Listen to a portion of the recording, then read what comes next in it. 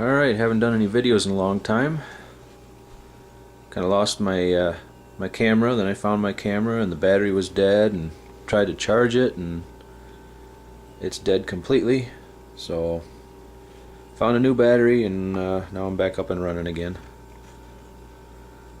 But it's January 3 today, or 4? Probably the 4th. I'm heading to England in 2 months. Beginning of March, to go metal detecting for a week again. It'll be my 6th trip, I think. Just thought I'd show all the things that I pack, other than the usual things like clothes and boots and waterproof stuff. All the things you need for detecting here. Got some fines cases here. Thought these were kind of neat. Saw them on eBay. Seen some guys in England that have these things. They look like little turtle shells or something. Hold your better finds in there. That and this one similar. Both from eBay. This is what I've been using the past few years. You know, you don't really need much more than that. Just throw some cotton balls in there and stick your better finds in there. As long as you've got big enough pouches. These are kind of really too big, too bulky to carry around. You can stick them in your backpack, but you can't carry them out in the field. And I like to take some extra band-aids, Q-tips, extra parts. These are what hold the coil to the shaft for the MXT, because I've broken one of those before out in the field. You're stuck if you don't have a spare. Cotton, black marker for take these little plastic bags, stick your finds in there, and then write on them with the marker where you found them or what they are. Hand warmers. You know, you never know what the weather's going to be like. We go in March and it's usually a little cold and rainy, so you got to prepare for the worst. And it's always muddy. So I bought a pair of these. You know, they're all right if you're you know, they keep your hands dry on the working side of your hand, but the back side not so much. If you're really working in the slop, you really need something. I haven't tried these before, but they're like for chemical stuff. Long. Either that or these. They're not as can't move your fingers around as well, but at least you keep your hands dry. And some socks, keep your feet warm. Little waterproof container. Some carabiners. Batteries, you need lots of batteries. Not this many. But different detectors take different amounts. I mean, my MXT, I can change my batteries maybe once while I'm there, but I know guys that have some of the Minelab detectors, which I have now. They go through batteries every couple of days, sometimes every day. So you get some lithiums. I've heard you can't carry those on the plane with you though. You gotta have them in checked baggage. Flashlight. Just bought this a couple days ago. It's pretty bright. Knee pads. Those are kind of essential. Unless you like having wet, muddy knees. They're not so much for, at least for me, they're not so much for cushioning you when you go down on your knees, but to keep the mud off you a little bit. I know a lot of guys dig holes by just standing up and leaning over, but I like to get down on my knees. So I had an old pair, but they only last so long, and I use them for work too, so they wore out. Try those. A little brush for either, you know, clean the mud off you. This cheap little rain poncho. Get these at the dollar store for, I don't know, a couple bucks, maybe less. Just for emergencies, you know, in case something else goes wrong. Headlamp. This is if you're gonna go out detecting in the dark. This one works really well for me. It's pretty bright. Straps over the top of your head. I can't find these too many. They must be out of. They don't make them anymore, and they're out of stock. So, but what's nice about it is it's bright, and it has a battery pack. It comes with 2 separate battery packs. At least this one did. This one holds double A's, and there's another similar looking pack that holds triple A's. So you can use either one.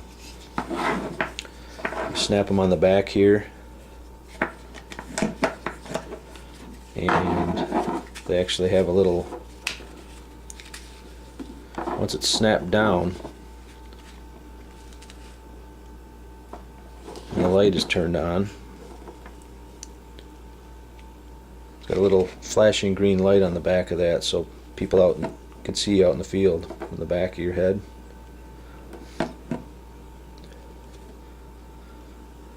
It's got a red light.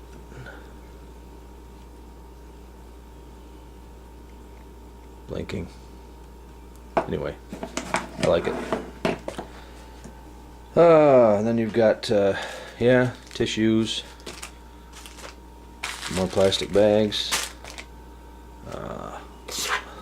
little handheld magnifier. I also bought one of these on eBay. Cheap little.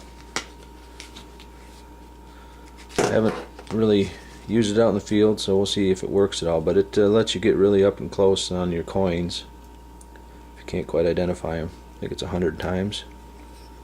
Yeah, it looks pretty chintzy, but might do the job. Then there's a little GPS unit. This is kind of outdated, but it, you know, it still works.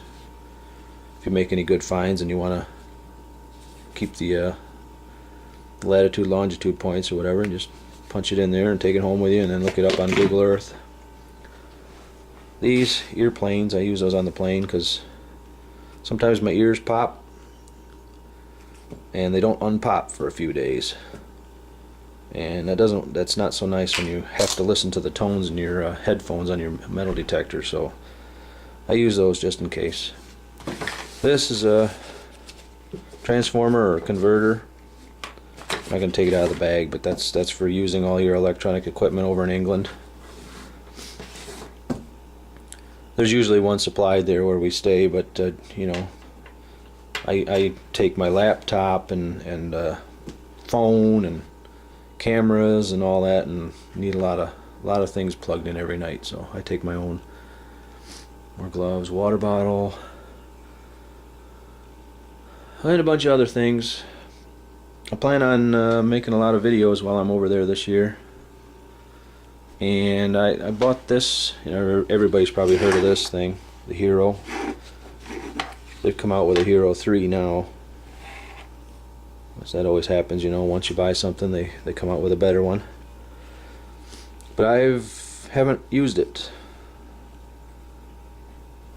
I just I guess once you get it all set up and know how it's going to work, it's fine. But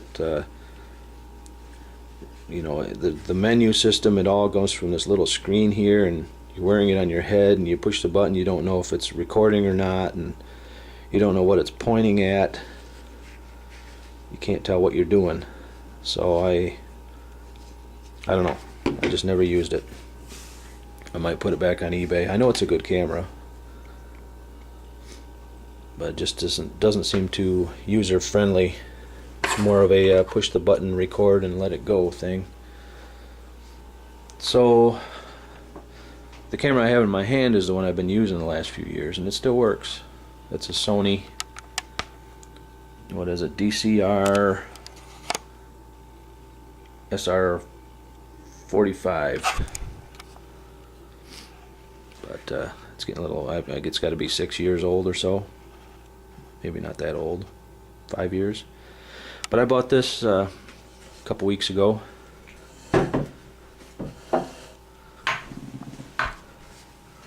Sony. I think this is the 15. I forget the rest of the numbers on it, but it's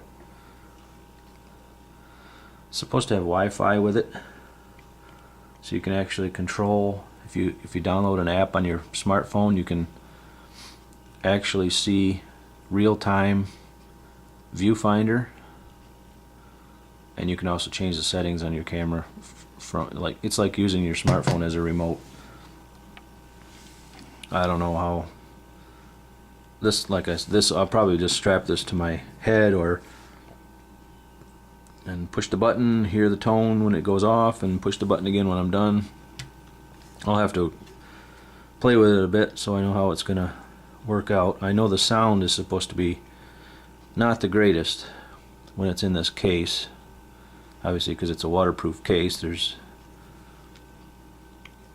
not, you know, you're blocking the sound.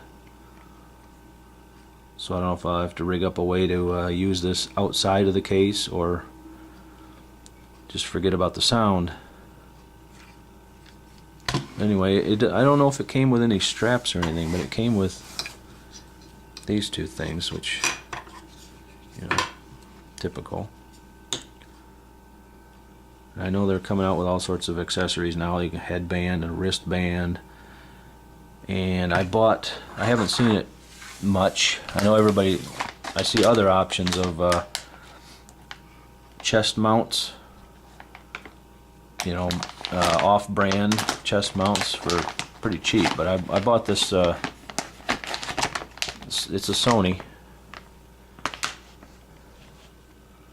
if you can see that, AKA-CMH1. I haven't seen anybody on YouTube yet review this. Maybe because there's other options. I know for the GoPro they have a lot of different varieties of this, or other companies make things to go for the GoPro. And there's you know, like $10-15 you can buy generic kits and try to modify them. It'd be a little different though with this. I mean, you'd have to mount. If I take this off, there's a little there's a screw on here, like mounting to a tripod, and that's how this thing works too. If you see the picture, I don't know if it shows it in the picture, but yeah, something like that. But I might take this out and put it together and see how it works, because that'd be nice. I'd rather have the camera mounted on my chest down in front of me. You'd think the sound would be a little better. Plus you'd be able to put things in front of the camera a lot easier. And it, you know, it's still out of your way. So anyway, I might make another video of demonstrating that, see how it goes.